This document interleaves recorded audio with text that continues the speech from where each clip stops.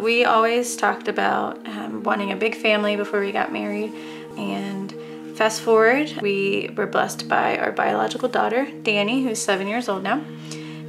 We really enjoyed 2 blissful years of raising her, and then we wanted to add more children to our family, so we tried to get pregnant again, and we had lost 7 babies because of miscarriage by the time that God really started changing our direction and rewriting the way that He wanted to grow our family.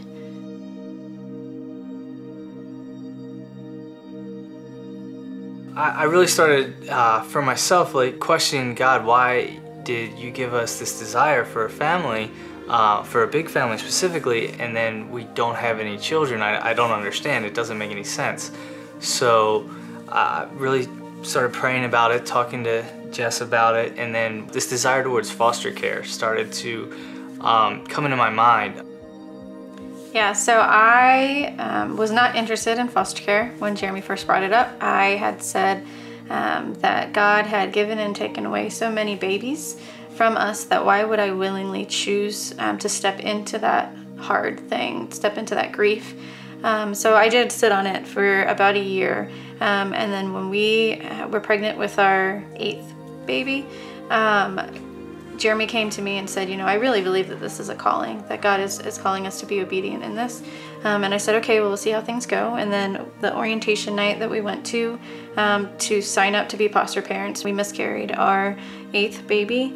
And God from there really made it clear that this was the path that He wanted us to go down. Ever since then, He's continued to show us that this confirmed our calling. We've been foster parents for 4 years.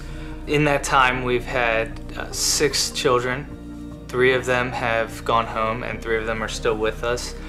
They have been with us for varying periods of time, the longest being for 4 years. Our days are spent chasing toddlers and preschoolers and babies around the house, shuffling them from visits with biological parents to appointments and stuff like that.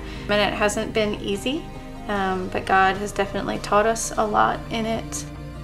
The biggest thing that God has taught me is really to stay focused on Him, because throughout this journey, things are changing all the time. But regardless of what happens, and regardless of how hard it's been for us at times, God is always the same. He's unchanging, and He's really taught me to focus on Him and to keep my hope in Him. I've learned long suffering. I've learned what it means to hope. Not the, oh, I hope court goes well, or oh, I hope that this happens, that just mental hope that we have, but that deep-seated hope, the trust and confidence in who God is and His promises. That hope is what keeps us completely focused on Jesus, and it's what helps us have joy daily in raising our kids, despite not knowing what their future is or what our future is with them.